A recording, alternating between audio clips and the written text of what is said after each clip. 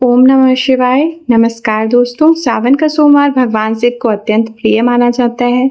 ऐसी मान्यता है कि जो भक्त श्रद्धा और सच्चे मन से सावन सोमवार का व्रत करता है और पावन कथा सुनता या पढ़ता है, उसकी मनोकामनाएं पूर्ण होती हैं और भगवान शिव की विशेष कृपा प्राप्त होती है।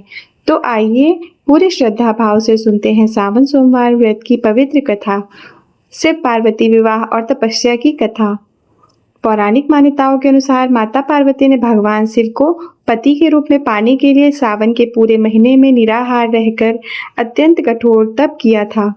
शिव का अर्धांगिनी स्वीकारना माता पार्वती की सच्ची भक्ति और तपस्या से प्रसन्न होकर महादेव ने सावन मास में उन्हें अपनी अर्धांगिनी के रूप में स्वीकार किया। सावन सोमवार व्रत कथा।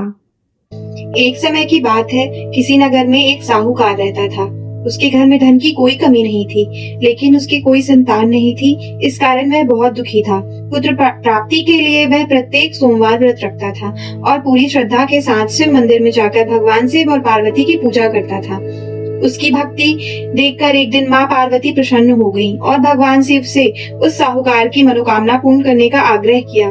पार्वती जी की इच्छा सुनकर भगवान शिव ने कहा, हे पार्वती, इस संसार में हर प्राणी को उसके कर्मों का फल मिलता है और जिसके भाग्य में जो होता है उसे भोगना ही पड़ता है। लेकिन पार्वती जी ने साहूकार की भक्ति का मान रखने के लिए उसकी मनोकामना पूर्ण करने की इच्छा जताई।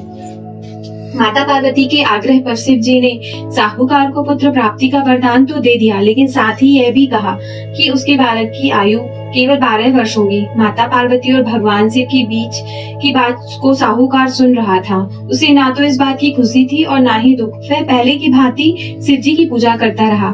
कुछ समय के बाद साहूकार के घर एक पुत्र का जन्म हुआ। जब वह बालक 11 वर्ष का हुआ तो उसे पढ़ने के लिए काशी भेज दिया गया। साहूकार ने पुत्र के मामा को बुलाकर उसे बहुत सारा धन दिया और कहा कि तुम इस बालक को काशी विद्या प्राप्ति के लिए ले जाओ और मार्ग में यज्ञ कराना। जहाँ भी यज्ञ कराओ वहाँ ब्राह्मणों को भोजन कराते और दक्षिणा देते हुए जाना। दोनों मामा भांजे इसी तरह यज्ञ कराते और ब्राह्मणों को दान दक्षिणा देते काशी की ओर चल पड़े। रात में एक नगर पड़ा जहाँ नगर के राजा की कन्या का विवाह था, लेकिन जिस राजकुमार से उसका विवाह होने वाला था वह एक आंख से काना था। राजकुमार के पिता ने अपने पुत्र के काना होने की बात को छुपाने के लिए एक चाल सोची।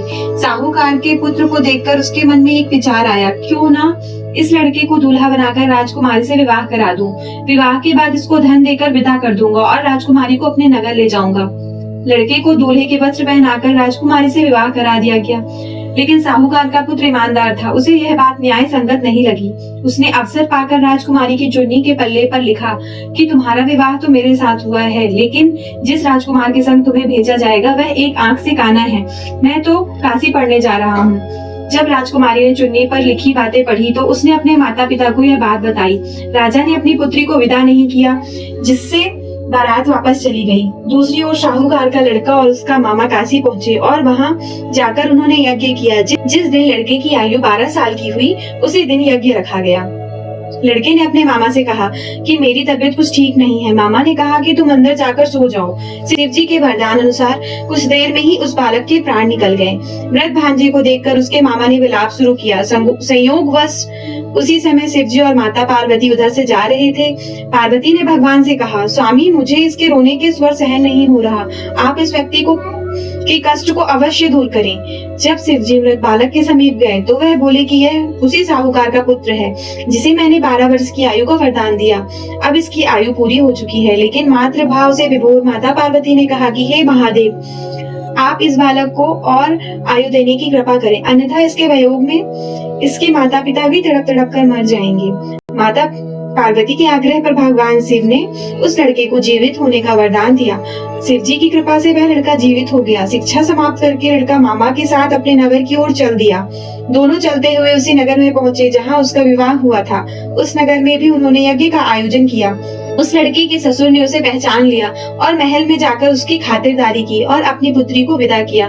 इधर साहूकार और उसकी पत्नी भूखे प्यासे रहकर बेटे की प्रतीक्षा कर रहे थे। उन्हें प्रण कर रखा था कि यदि उन्हें अपने बेटे की मृत्यु का समाचार मिला तो वह भी अपने प्राण त्याग देंगे, परंतु अपने बेटे के जीवित होने का समाचार पाकर वह बेहद प्रसन्न हुए।